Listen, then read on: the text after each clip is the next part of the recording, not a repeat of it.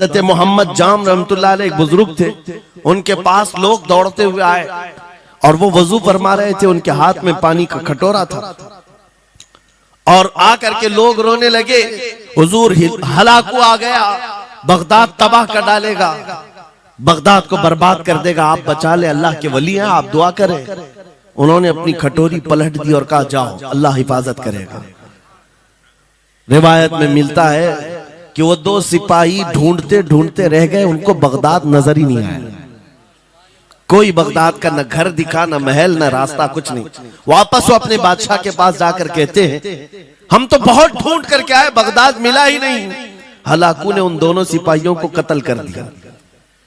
कहा कि तुम झूठ बोलते हो, मुझे बगदाद की रोशनी यहां से दिखती है और तुम्हें कैसे नजर नहीं आया?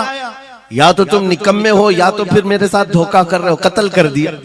दूसरे दिन अपने खास दो वजीरों को भेजा कि जाओ बगदाद का मुआयना करके आओ, गलियां, वहां की सड़कें और वहां के महल्लात, वहां की इमारतें देख आओ। ये दो वजीर गए और ढूंढते रहे। जैसे ही वो बगदाद में इंटर हुए, आज फिर लोग हलाकू के इन वजीरों को देखकर दौड़े दौड़े भागते हुए इस अल्लाह के वली के पास आया, हज़रत मोहम्मद जाम। आज फिर रोने लगे, कहा हमारी बीवियां बेवा हो जाएंगी, हमारे बच्चे यतीम हो जाएंगे, सब मारे जाएंगे, आप बचा लें। आज फिर से उन्होंने खटोरी पलट दी, कहा जाओ, अल्लाह हिफाजत फरमाएगा। अल्लाह वालों का ये तसर्रुफ है, ये करामात है। वो चाहे तो पूरे लोगों को पोशीदा कर दे जालिमों की नजर से। दूसरे दिन वो वजीर भी ढूंढते रह गए, उनको भी बगदाद नजर नहीं आया। वापस गए, बादशाह के वो बड़े मोतमद लोग थे, कहा कि हम भी गए लेकिन हमको बगदाद नजर नहीं आया। हलाकू को बड़ा ताज्जुब हुआ, ऐसा कैसे हो सकता है? लोकेशन बिल्कुल सही है, हम सामने चंद मील के फासले पर है और इनको बगदाद नजर क्यों नहीं आता? तीसरे दिन उसने कहा कि अब किसी मुआयने की जरूरत नहीं, कोई जायजा लेने की जरूरत नहीं, हम डायरेक्ट जाते, फौज को तैयार करो।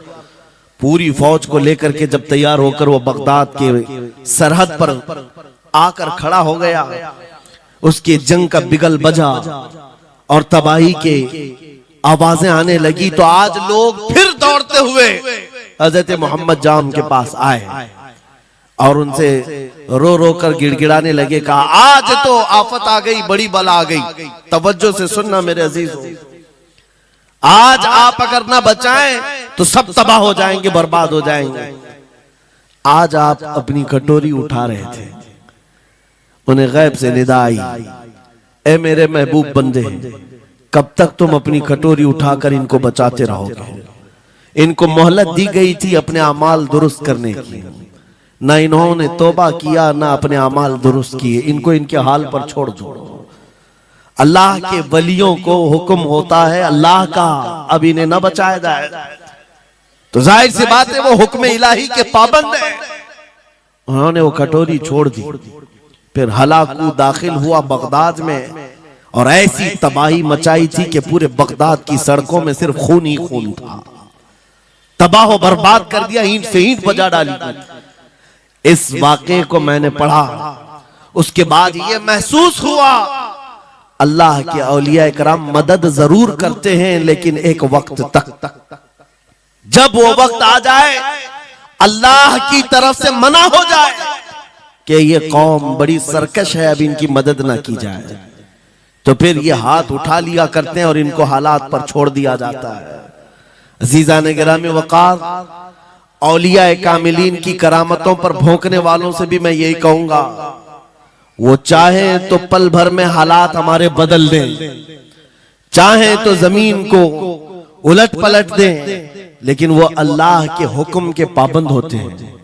और लोगों के लिए ये बात है, नसीहत है कि जब ऐसे हालात आ जाएं, आप इधर उधर भागने की बजाय पहले अपने दिल की तरफ देखें, कहीं मेरे गुनाहों से दिल के धब्बे बढ़ तो नहीं गए, मेरा दिल सियाह तो नहीं हो गया।